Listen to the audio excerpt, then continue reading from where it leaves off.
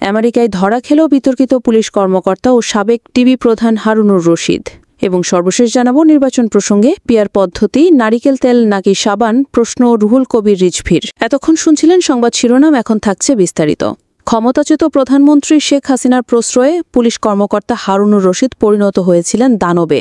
পুলিশের chain of command তিনি মানতেন না, বলতেন আমিই চেইন অফ কমান্ড। কাকে ধরতে হবে, কাকে মারতে হবে কিংবা সভা সমাবেশ পণ্ড করতে হবে, শেখ হাসিনার ফোন পেলেই হলো, কাজে লেগে পড়তেন। নিজেও সরাসরি ফোন করতেন তৎকালীন প্রধানমন্ত্রীকে। প্রয়োজন হলে সরাসরি চলে যেতেন গণভবনে। প্রধানমন্ত্রীও তাকে ডেকে নিতেন। প্রধানমন্ত্রীর বাইরে বিশেষ সম্পর্ক ছিল সাবেক রাষ্ট্রপতি আব্দুল হামিদ ও পলাতক তৎকালীন স্বরাষ্ট্রমন্ত্রী আসাদুজ্জামান খান কামালের সঙ্গে। ফলে একদিকে যেমন দণ্ডমণ্ডের কর্তা হয়ে দাঁড়ান, তেমনি দুহাতে কামিয়ে অঢেল অর্থবিত্তের মালিক বনে যান। পুলিশ বাহিনী সহ সর্বত্র তিনি ডিবি হারুন এবং পরে ভাতের হোটেলের হারুন নামে পরিচিত ছিলেন। বিরোধী দলীয় চিফ হুইপ জয়নুল আবেদিন ফারুককে পিটিয়ে শেখ হাসিনার দৃষ্টি কাড়েন। তার আরও বিশেষ কৃতিত্ব হচ্ছে 2023 সালে বিচারপতির বাসভবনে হামলা করে তা বিএনপির নামে চালিয়ে নয়া পল্টনের সমাবেশ পণ্ড করা। অনুসন্ধান করতে গিয়ে পুলিশ বাহিনীর বিভিন্ন পর্যায়ের কর্মকর্তাদের কাছ থেকেও ডিবি হারুন সম্পর্কে জানা গেছে নানা তথ্য। সূত্র জানায় পুলিশ বাহিনীতে শেখ হাসিনার খুব আস্থাভাজন এমন দানবীয় রূপের কর্মকর্তা ছিলেন 5 জন। তারাই মূলত পুলিশ বাহিনী চালাতেন।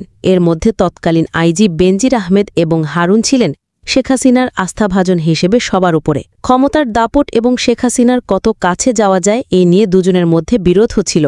মাঝে মধ্যে বেনজির আহমেদ ডিবি হারুনকে চেইন অফ কমান্ডের কথা বললে তিনি শুনিয়ে দিতেন আমিই চেইন অফ কমান্ড।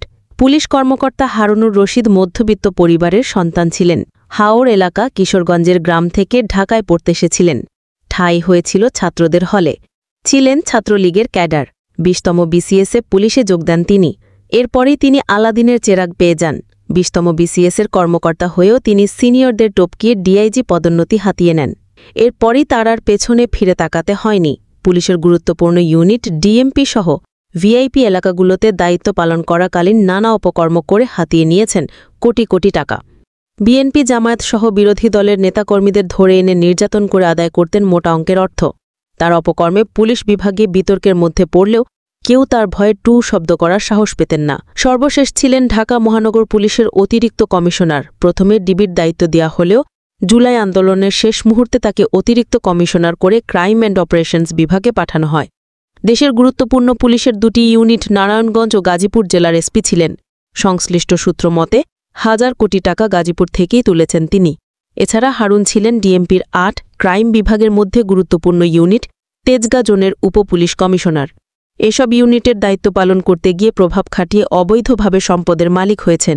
আসামি ধরে টাকা দিয়ে ছেড়ে দেয়া, বিরোধী মতের লোকজনকে ধরে এনে টাকা আদায়, জমি দখলে সহযোগিতা করে অর্থ হাতিয়ে নেয়া, কোম্পানি দখল ও অবৈধ রিক্রুটিং ব্যবসা করে সম্পদের পাহাড় গড়েছেন তিনি।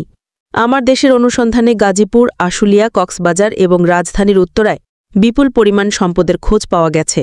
কিশোরগঞ্জে গড়েছেন প্রেসিডেন্ট রিসোর্ট, কিন্তু চালাকি করে অন্যজনকে মালিক করেছেন। এলাকায় সবাই তার রিসোর্ট বলেই জানে। আশুলিয়ার নন্দন পার্কে তার শেয়ারের তথ্য পাওয়া গেছে। দুর্নীতি দমন কমিশন তার সহায় সম্পদ নিয়ে অনুসন্ধান শুরু করেছে। 3টি মামলা করেছে দুদক। সূত্র জানায় হারুন যত অবৈধ সম্পদ গড়েছেন তার বেশিরভাগ অর্জন করেছেন গাজীপুর জেলার এসপি থাকাকালীন। তিনি ওই জেলায় কথিত ডিবির প্রায় 10টি দল গঠন করেছিলেন। প্রতি রাতে ডিবির একাধিক দল নেমে পড়ত টার্গেটকৃত ব্যক্তির উদ্দেশ্যে। গাড়িতে মজুদ রাখা হতো ইয়াবা, অস্ত্র এবং বিভিন্ন মাদকদ্রব্য। সুযোগ বুঝে ওইসব জিনিস দিয়ে ফাঁসিয়ে দেয়া হতো রাজনৈতিক নেতা, নিরপরাধ ব্যবসায়ী ও ধনী পরিবারের সন্তানদের। শেখ হাসিনা তার ক্ষমতাকে কুক্ষিগত করতে নিরাপত্তা বাহিনীর উপর ভর করেছিলেন। বিশেষ করে পুলিশ ও র্যাব দিয়ে বিরোধী মতের উপর অতিরিক্ত শক্তি প্রয়োগ করে দমন পীড়ন চালানো হয়েছিল। যে যত বেশি বিরোধী মতের নেতাকর্মীদের দমন নিপীড়ন চালিয়েছেন তাকে তত দ্রুত পদোন্নতি ও পদকের ব্যবস্থা করা হয়েছে। এর মধ্যে অন্যতম পুলিশের কর্মকর্তা হারুনুর রশিদ। তিনি ডিবিতে কথিত ভাতের হোটেল খোলেন। এই ভাতের হোটেলে আওয়ামী লীগের নেতৃবৃন্দ, সেলিব্রিটি পার্সন, চলচ্চিত্র নাটকের নায়ক নায়িকা, শিল্পপতি, ব্যবসায়ী থেকে শুরু করে নানা পেশার লোকজনকে তার সঙ্গে বসে খেতে দেখা গেছে। তাদের খাইয়ে কৌশলে এসব ভিডিও ফুটেজ সোশ্যাল মিডিয়া ছড়াতেন তিনি। তার ভাতের হোটেলের খবরে পড়েন খোদ বিএনপির স্থায়ী কমিটি সদস্য গয়েশ্বরচন্দ্র রায়। সেগুলো নিয়ে সমালোচনা হলেও তিনি কোনো পাত্তা দিতেন না, বরং আরও বেশি বেশি করে তিনি ওই ভিডিওগুলো আপলোড করতেন। জুলাই আগস্ট আন্দোলনের সমন্বয়কদের ডিবিতে ধরে এনে জোর করে বিবৃতি দেওয়ার অভিযোগ রয়েছে তার বিরুদ্ধে। 2011 সালের 6 জুলাই সংসদ ভবনের সামনে তৎকালীন চিফ হুইপ বিএনপি নেতা জয়নুল আবেদিন ফারুককে শারীরিকভাবে হেনস্থা করে আলোচনায় আসেন তিনি। খোদ স্বরাষ্ট্রমন্ত্রীর আশকারায় তিনি পুলিশের মধ্যে প্রভাবশালী হয়ে ওঠেন। নারায়ণগঞ্জ ও গাজীপুরে পুলিশ সুপারের দায়িত্ব পালনের সময় তার বিরুদ্ধে ঘুষ গ্রহণের অভিযোগ উঠলেও পুলিশ তার ব্যাপারে কোনো ব্যবস্থা নেয়নি, বরং পদোন্নতি হয়েছে। বিরোধী মতে লোকজনকে ধরে ক্রসফায়ারের হুমকি দিয়ে টাকা আদায়, চাঁদাবাজি, জিম্মি করা, আটক রেখে নির্যাতন, জমি দখল, গুম ও মিথ্যা মামলায় হয়রানিসহ এমন কোনো অভিযোগ নেই যা তার বিরুদ্ধে ছিল না। ডিবি হারুনের ভয়ঙ্কর চাঁদাবাজি।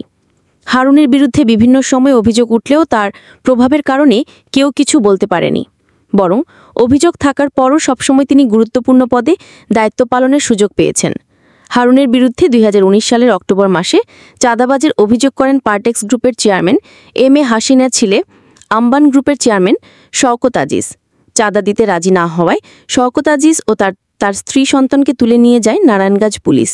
পরে তারা মুচলেকা দিয়ে ছাড়া পান। ওই ঘটনার বিবরণ দিয়ে শওকত আজিজ তখন গণমাধ্যমকে বলেন, চাঁদা নিয়ে হারুনুর রশিদের সঙ্গে তার পুরনো বিরোধ ছিল। সম্প্রতি তিনি নারায়ণগঞ্জের রূপগঞ্জে নতুন একটি প্রকল্পের কাজ শুরু করেছেন। সেখানেও হারুন ঝামেলা বাঁধাচ্ছিলেন। সর্বশেষ 2019 সালের 31 অক্টোবর তার স্ত্রী পুত্রকে বাসায় নামিয়ে ঢাকা ক্লাবে আসেন। ক্লাব থেকে বেরিয়ে দেখেন তার গাড়িটি নেই। পরের দিন খোঁজ নিয়ে জানতে পারলেন গাড়ি আছে নারায়ণগঞ্জে। পরদিন রাতে তার অনুপস্থিতিতে হারুন একদল পুলিশ নিয়ে তার গুলশানের বাসায় ঢুকে ভাঙচুর করেন। তারপর তার স্ত্রী সন্তানকে নারায়ণগঞ্জে নিয়ে যান। এ বিষয়ে নিকটস্থ গুলশান থানাতে কিছু জানায়নি নারায়ণগঞ্জের পুলিশ। পরদিন তার খোয়া যাওয়া গাড়িতেই ইয়াবা মদ ও গুলি উদ্ধারের ঘটনা সাজিয়ে শওকত আজিজ ও তার গাড়ি চালকের নামে মামলা করেন। গুলশানের বাসা থেকে স্ত্রী সন্তানকে তুলে নিয়ে যাওয়ার একটি ভিডিও শওকত তার ফেসবুকে শেয়ার করেন। তবে শওকত ও তার স্ত্রী পুত্রকে তুলে নিয়ে যাওয়ার পর নিজের কার্যালয়ে সংবাদ সম্মেলন করে মিথ্যা গল্প শুনিয়েছিলেন হারুন। তিনি মিথ্যা দাবি করেছিলেন যে শওকত আজিজের গাড়ি থেকে 28টি গুলি, 1200 ইয়াবা বড়ি, 24 বোতল বিভিন্ন ব্র্যান্ডের বিদেশি মদ এবং 48 ক্যান বিয়ার উদ্ধার করা হয়েছে। ওই সময় গাড়িতে শওকতের স্ত্রী ফারহা আজিজ ও সন্তান আনাম আজিজ ছিলেন। জিজ্ঞাসাবাদের জন্য তাদের আটক করা হয়েছিল।